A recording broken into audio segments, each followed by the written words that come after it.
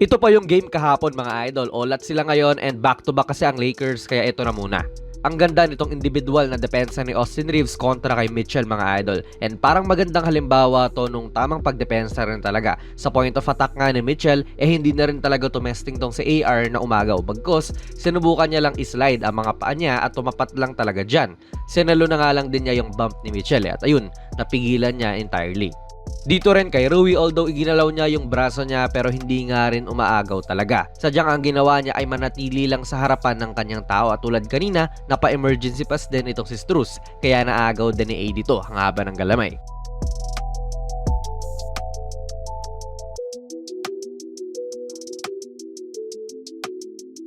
Kung gusto mo pa ng mga videos katulad nito, baka pwede kang mag-subscribe idol, palike na rin po ng ating video, nakakatulong to sa build up ng channel natin. Now this is team defense naman, may kita natin na tao nga po ni D'Lo tong si Garland, so malaking hamon yan kay Russell kasi nga di naman talaga to defensive player. Nahuli na nga din siya dahil sa screen ni Allen, so may threat ng pull-up jumper dito, kaya nga tumapat na rin si AD dyan upang masiguro lang na hindi siya titira ng bigla-bigla. And itong si Rui nagsisilbi na protection lang din. Pag kunwari si Allen pumasok dyan, maaari siyang tumapat. Ayan, kita nyo rin naman na binigay kay Allen at sumalubong din po si Hachimura. Ang risk mo rito syempre ay naiiwan ni Rui itong si Max Strus, pero alam din naman ni Hachimura yan.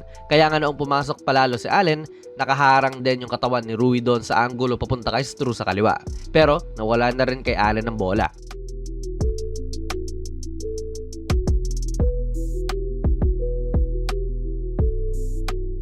Nga pala mga idol, ang video na ito ay sponsored ng 1xBet, ang isa sa mga trusted betting sites dito sa Pinas at sa ibang bansa. Kung gusto nyo mag-register, i-click nyo lang po ang link sa ating pinned comment sa baba at ganun din sa ating description box. I-type nyo na rin ang ating promo code na JonasPB at maaari kang makakuha ng up to 6,000 pesos na bonus sa inyong unang deposit. Maaari kang mag-bet sa mga sporting events like NBA, UFC, Wimbledon at marami pa pong ibang sports. Siguraduhin lang syempre na maging responsable sa inyong pag-bet. Sa tingin ko, error to mga idol. Dito pa lang kasi sa ibabaw, tumuturo na si Gabe na magbigay ng help dito sa kanan. Ang nangyari ay bigla ring umangat itong si Niang, kaya walang magagawa si Prince kundi sumunod doon sa tao niya. Kaya kita nyong biglang naiwan si Gabe, sabay muntik pa silang magbanggaan ni Prince. So good execution din to mula sa Cavs. Mabuti na lang at sinalban Hayes tong possession na ito.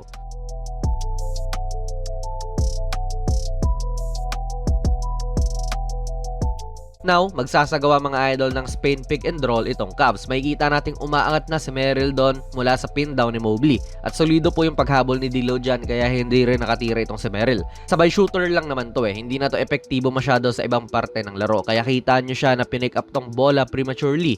May ipit din kasi siya. Nakaabang si Vincent Walang lituhan sa parte ng Lakers dito at nag-switch si D'Lo at Gabe ng bantay. Alam din ni Vincent yung posibilidad na may iwan din si D'Lo nito ni Garland kaya sumubok din siya na i-stunt tong atake. Good defense talaga mula kay Gabe off the ball, pati itong challenge ni D'Lo on the ball.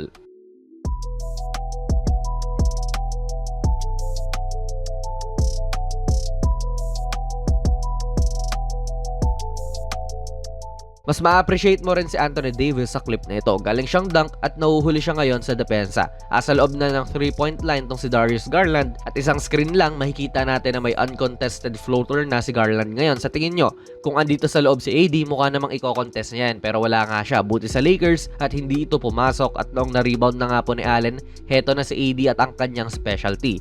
Kuyog malalaran ng LA dito. Now mga idol, si AD ay balik na sa kung saan siya pinaka-epektibo talaga sa depensa and sobrang taas na rin po ng kumpiyansa nito ni LeVert kasi china-challenge niya itong depensa ni AD. Hindi man makukuha ni AD ang block dito pero dahil nga sa kanyang presensya, nakahabol pa si D'Lo dyan at si D'Lo pa ang nakatapal. Bola pa rin ng Cavs at sa kanilang baseline play, si AD rin mismo ang nag-switch doon kay Strus and entirely ay napasawalang kwenta ang play dahil yan kay AD. This game mga idol, kapag si Austin Reeves po ang nag-challenge sa tira ni Mitchell, tumira lang si Mitchell ng 2 out of 6 from the field. At sa mayorya talaga ng laro ay si AR din ang tumutoka sa kanya.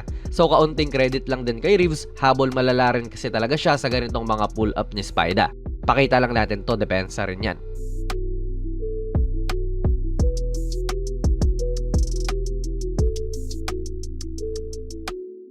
Again, bilang taga-protekta nga ng loob mga idol tong si AD, ganito ang ginagawa talaga ng LA. Okay lang na ganyang asa likuran si D'Lo sa pick and roll defense nila. I mean, syempre ang ideal nga ay nakatapat, andun sa harapan. Ang kaso naman kasi ngayon ay may screen, so iwan ka talaga dyan at maghahabol unless na lang umilalim ka sa pick, Garland to. Hindi pwedeng ganun na umilalim ka. And ayun, yung back pressure mula kay D'Lo ngayon ay huhudyat kay Garland na pumasok lang ng pumasok kasi mahihirapan siyang mag-pull up. So heto na si AD, siya talaga ang poprotekta dyan at aabang sa mga inside shots ng kalaban. Hindi na nga rin tumesting pa si Garland.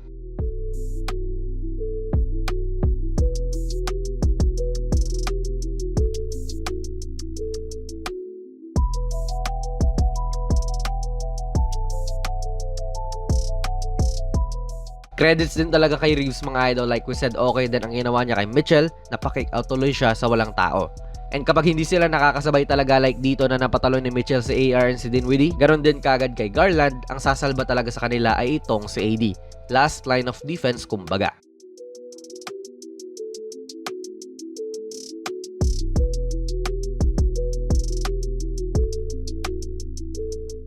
Bali yun mga idol, maganda ang sample ng depensa ng LA Lakers team na ito kontra sa Cleveland. Individual or team offense man mukhang nagja-gel na rin talaga yung mga eskema nila sa depensa. Sa mga hindi rin po nakakaalam, ang LA Lakers ay 9-1 sa huli nilang 10 laro bago ang recent na pagkatalo nila kontra sa Minnesota Timberwolves at may klarong tsansa pa talaga sila na umangat pa kahit sa 6 seed ng West. And sa 10 laro na ito, panglima ang LA sa defensive rating. Kaya rin hindi nakatakataka yung ganito nilang galawan. Peaking at the right time ang team na ito para sa play-in mga idol or possibly sa playoffs pa. Ano po ang masasabi niyo sa video natin ngayon? Ilagay niyo lang po ang inyong mga komento sa ating comment section sa baba. Kung nagustuhan niyo po ang ating video ay pipindot na lang idol ng like button, mag-subscribe ka na rin sa ating channel at ako nga pala si Jonas PB and as always, hanggang sa muli.